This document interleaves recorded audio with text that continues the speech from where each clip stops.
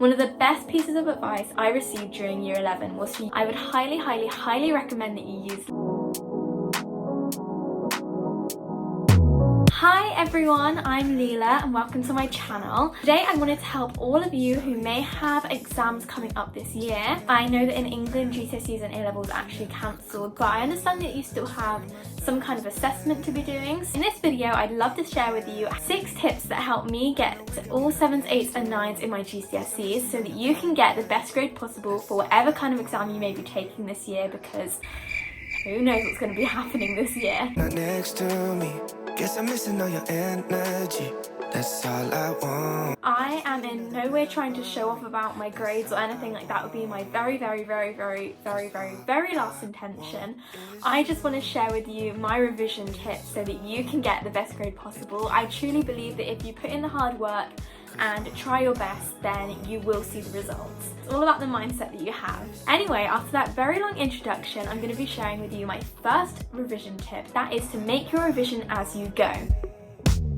Does a flower in the shade ever feel a little jealous? Making your revision throughout the year and starting in September is going to save you so much time. Trust me, you are going to thank yourself. When April, May comes around, you are going to be so happy if you've already made all your revision and you can just start revising it. You do not want to be making everything from scratch at that time of the year, trust me. What I personally did was every time we finish a topic in class, we would have like a mini end of topic test on it, and then I used that time to make my revision. So what I did was I made these summary sheets. I'll be talking more about them later in the video. Say flashcards work really well for you, then go for it and make them now. I think that now is the perfect time because you're not going to have to worry about rushing it all and getting them all done before exams.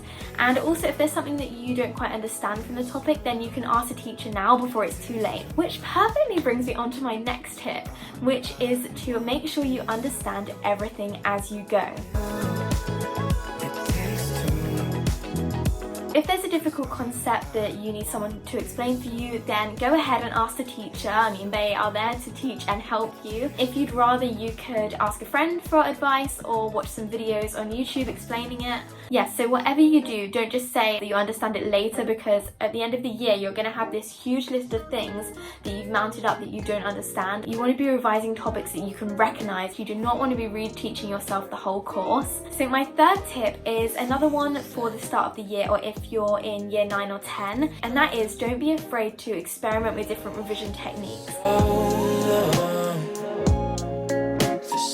I remember when I was in year 9 and everyone was telling us to find a revision technique that worked for us, and that made me so stressed out because I had no idea what worked for me and what wouldn't. So I spent so much time experimenting with a bunch of different revision techniques. I tried so many things. I want to emphasize not to be afraid of trying out different revision methods, especially now when there's not so much pressure to make it all perfect first time. To give you a bit of inspiration, I'll be sharing what I do. So I make summary sheets. Here are some that I made for GCSEs. You'll be seeing them on the screen now.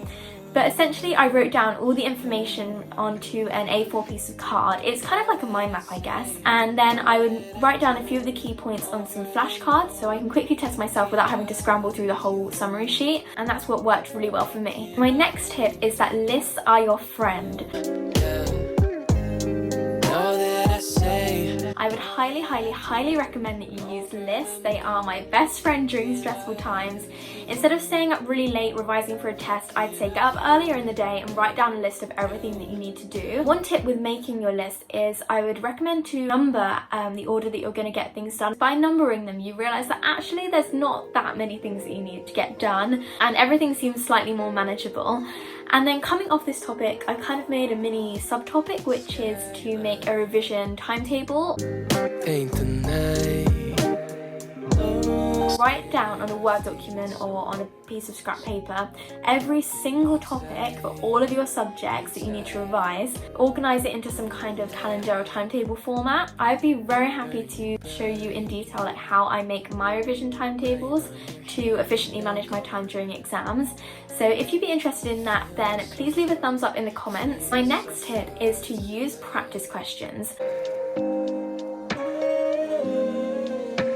I feel like this wouldn't be a revision advice video if I didn't tell you to use practice questions, so I'll try and keep it brief. My method for using practice questions is I would find a past paper online or a teacher would give it to us in class, and then I'd go through it, with the mark scheme in front of me without any time limit, so that I can see any patterns within the answers in terms of key points that the examiners will always be looking for, and then I'll pick that up and eventually just use them in my answers without really thinking about it. Then I would do another paper on the same topic, but this time without the mark scheme, and maybe you could use a time limit if you want to test yourself and see if you can get it done within the time. I found that this method worked really well with picking up any common threads within the answers that the examiners will always be looking for. Also, I asked one of my friends for any advice that she might have for you all. During GCSE, she couldn't really be bothered to revise that much in general, but as soon as A-levels came along and the work became harder, she found that using practice questions helped her better prepare for tests and consolidate the work more efficiently. She said that little and often helps a lot with motivation, and listening to music really helps you get in the zone. Personally for her, setting time limits doesn't really help because she ends up just looking at the clock all the time, which is just going to lead to decreased productivity. My next tip is to use your mock exams. One of the best pieces of advice I received during year 11 was to use your mock exams as a practice run to see what areas need more work for the real thing. A lot of people said that they weren't going to revise for the mocks just so then they could see what they'd forgotten and what areas needed more work, which just isn't going to work. I'm telling you to actually revise for these mocks. That includes any end of year exams you may have as well. So then you can see what you don't understand and what needs more work on after you've properly revised everything.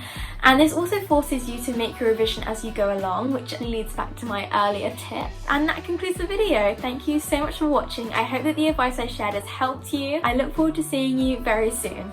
Bye!